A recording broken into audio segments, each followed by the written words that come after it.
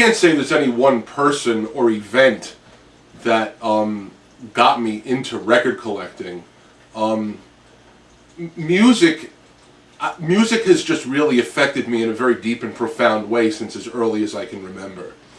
I remember there was a candy store by where I lived when I was about, I don't know, 8 or 9 years old, and they had a jukebox, and I had heard David Bowie's Fame on the radio, and I just became obsessed with that song. And I remember, like, when a lot of my friends, we'd get money and we would go to the candy store, all my friends were either buying candy or playing the pinball machines, not me. I just kept playing David Bowie's Fame over and over and over again. I've been interested in vinyl records since I was very small. One of my earliest memories was I remember sitting in my parents' kitchen on the floor with a little, like, portable record player and playing my parents' 45s. The one in particular that I remember really, I remember playing a lot was Elvis Presley's Viva Las Vegas. I frisbeed a lot of their 45s, but Viva Las Vegas was one I kept and played a lot. But so I've been buying records since I was as early as I can remember.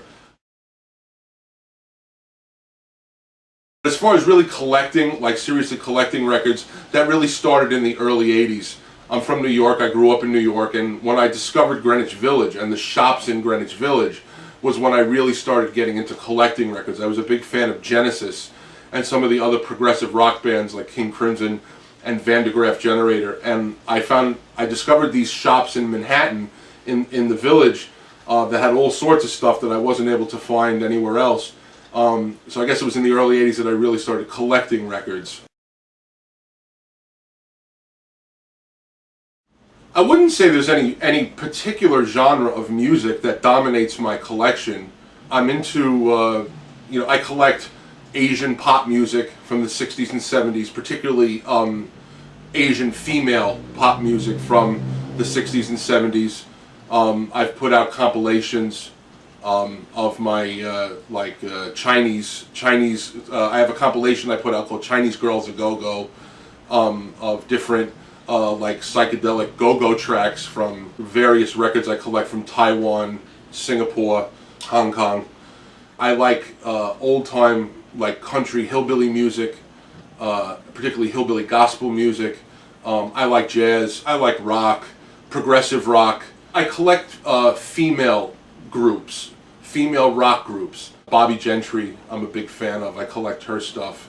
Darapuspita, I'm sort of known for being a big fan of theirs on the internet, on YouTube, with the videos I post of them. I like oddball records. One of the things I love is records by people who either had no talent at all or some odd sort of talent that couldn't get record contracts, but were determined to make records of what they do. I love records like that. I'm a big fan of Heino, the German Schlagermeister.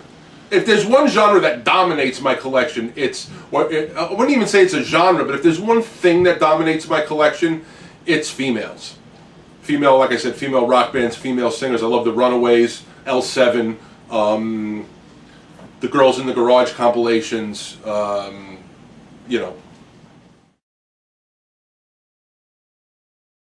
I actually own about 500 records, LPs, approximately 500 LPs and maybe another 100 7-inches, singles, EPs and whatnot.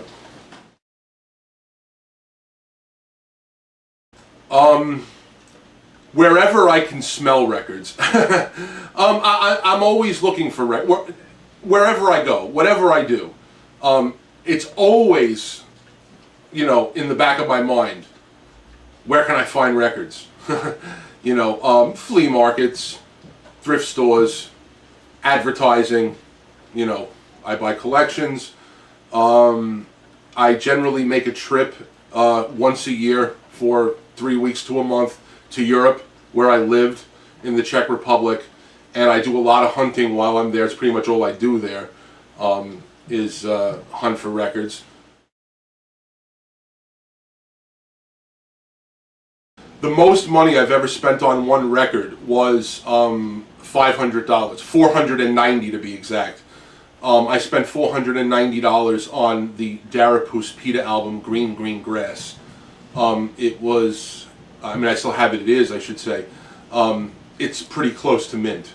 The cover is like EX, and the record basically is near mint, but there's what appears to be a pressing flaw on one side that causes a little bit of surface noise. It's an Indonesian pressing. The Indonesian pressings are not usually great to begin with.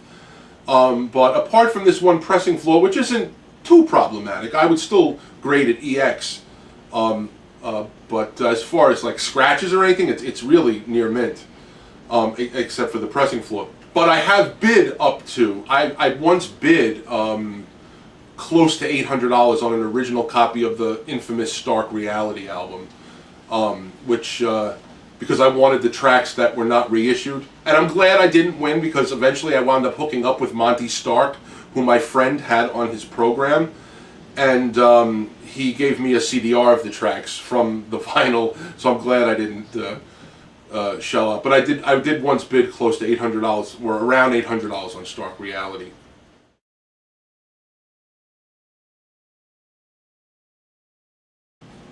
My wife is very supportive of my hobby. I try to be supportive of hers. My family, my mom thinks it's really cool that I have like this information in my head where I can basically just go out and go into thrift stores and pick up what she sees as junk and then turn around and make money off of it. She thinks that's really cool.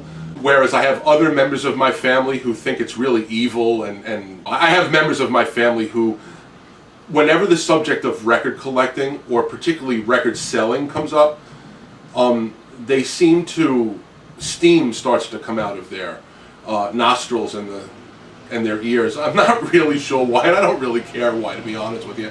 Jealousy maybe, or I have no idea. But my mom my mom thinks it's really cool, you know. My mom was really into records when she was younger, you know, music and everything.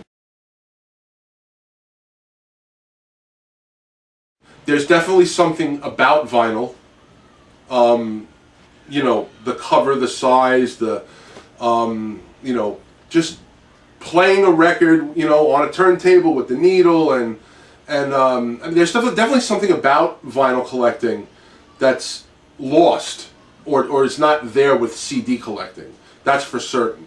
How I would describe that, I don't know, but there definitely is something about, you know, listening to vinyl, the way it sounds, the whole physical aspect of you know, holding a record and looking at the cover and everything. It makes the whole experience of liking music and going out to search for music, you know, acquiring it for your own, you know, listening pleasure. It makes it that much more pleasurable than just, you know, downloading stuff off the internet, or even just buying CDs.